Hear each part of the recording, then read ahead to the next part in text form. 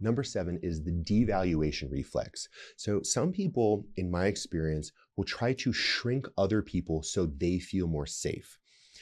So I remember when I was younger, I was very insecure, and this was living in boarding school. I got beat up every day. It was really horrible. I had to learn martial arts and get strong, literally to protect myself. I had to like lock my door so kids wouldn't break in and hurt me. It was very dangerous. I call it like internment camp for kids. It was very Lord of the Flies, and so I was very insecure. Eventually learned martial arts and learned how to protect myself, and that insecurity then just became like emotional and mental insecurity versus physical insecurity. At 40 I'm better now. I consider myself very secure. It took time. So the reason that I bring this up, that insecurity, people will react to that in a multitude of ways. One of the ways that a person in relationship will deal with their own insecurity in the relationship is by devaluing their partner. We can call this negging, and it can be consciously. There's entire communities online of guys who like are training each other on how to neg women to get them to like date them, which is, I think, just, it makes me want to fucking vomit. So fucking gross. And I really don't respect those people. I think it's so disingenuous. I have very strong opinions about this. So that's the conscious predation of interpersonal being, and I think it's horrible. What I am referring to, I think I've made myself clear about how I feel about that. What I'm referring to is actually the unconscious negative, kind of negative impulse that can occur here by devaluing so someone will devalue their partner in their own minds to make themselves feel better about the dynamic in the relationship.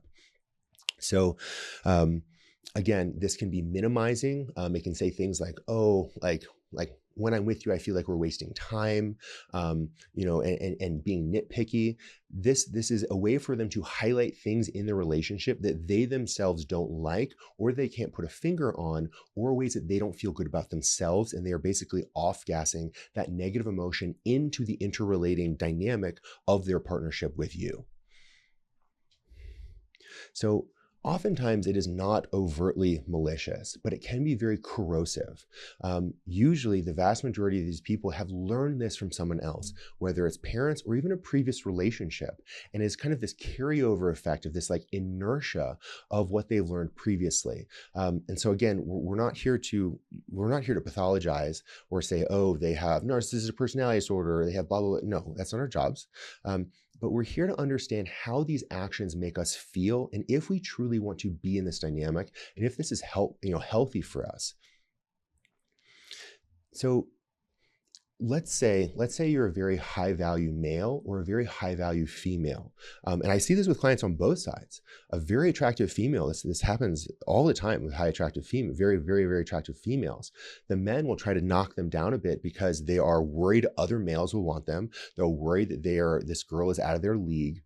And they feel insecure. And so it's, can your partner be in awe of you and still show up fully? Can they be in awe without shrinking? And then be just like fucking thrilled that they get to have such a wonderful partner. This is the type of opportunity that you want to then give and gift to your partner, not someone who would speak negatively about you. Now, if there are legitimate critiques of you, which of course there are, as there is of me and everyone else on planet Earth, then we talk about them in healthy ways. But these microaggressions are really, really, really unhealthy.